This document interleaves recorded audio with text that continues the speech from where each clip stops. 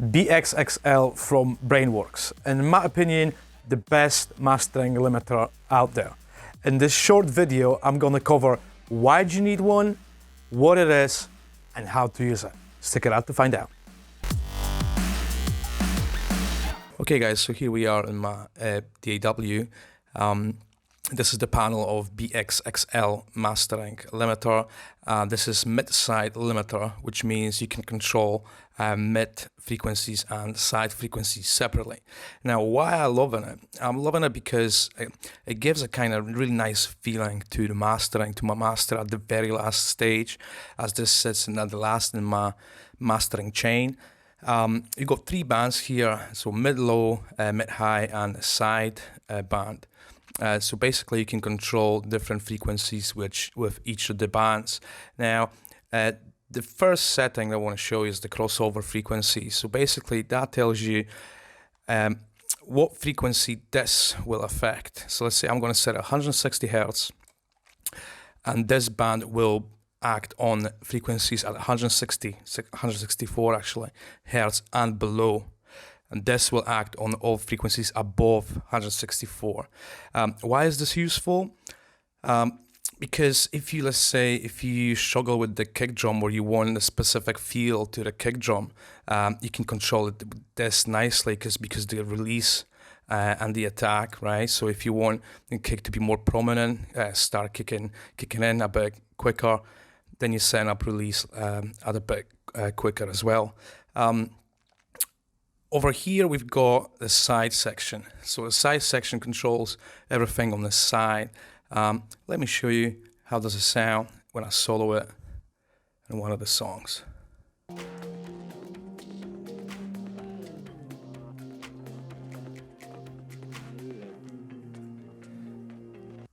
So as you can hear, it's only the side signal. There's nothing else in there. Right, so it's all the reverbs or the side frequencies, and this way you can really control how wide the master is, you know. Same with the solo, right? Same with the mid lows. If I go to mid low, it only controls the mid lows, and that's pretty cool. Another cool setting is a mono maker. So you can set how do you want the signal to be mono from what frequency? So let's say 200 Hertz, and everything below 216 Hertz in that instance will be in mono. Super useful, especially if you master for vinyl or if you have certain genre that needs that kind of setting. We got the side chain as well. Super cool, so you can side chain both of the bands or all of the bands, depends what you want.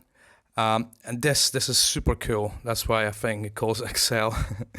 It's a kind of like a saturation setting. It just gives you an extra boost to certain frequencies. Let me show you how does it work. And just play the whole tune and solo it.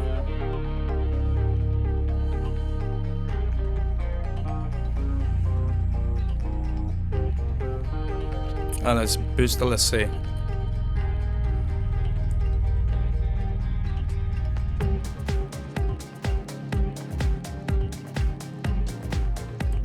So it sounds a bit more meaty, you know. Same with, let's say, the mids.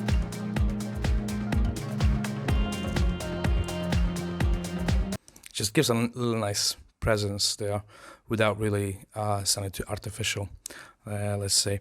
So how did you control it? You control it by giving the gain here and then setting the threshold at certain level, depends what you want. So let's say if you want more kick, you would go a little bit up with this and then set the threshold. So check this out.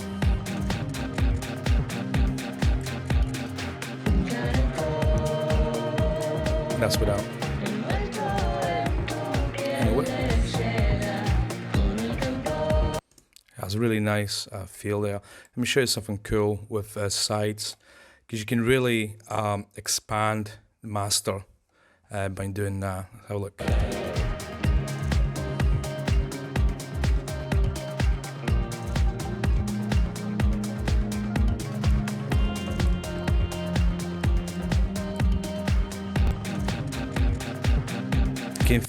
can feel how wider the master style sounds, you know, as super cool. Here you can control the master setting of all the saturations.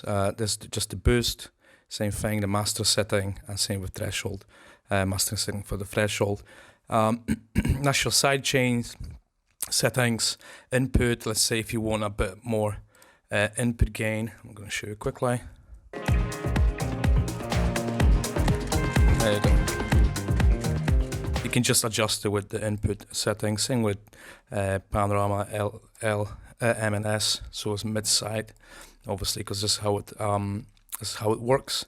Let me show you how it sounds when I actually got my settings set up for this specific tune. This is how I finish off that song with those settings. So it's minus 0.1 dB, little input boost there.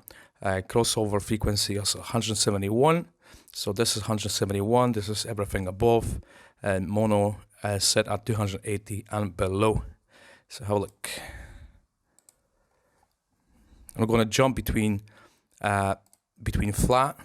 It's pretty much nothing to my setting there. All right, let's have a look.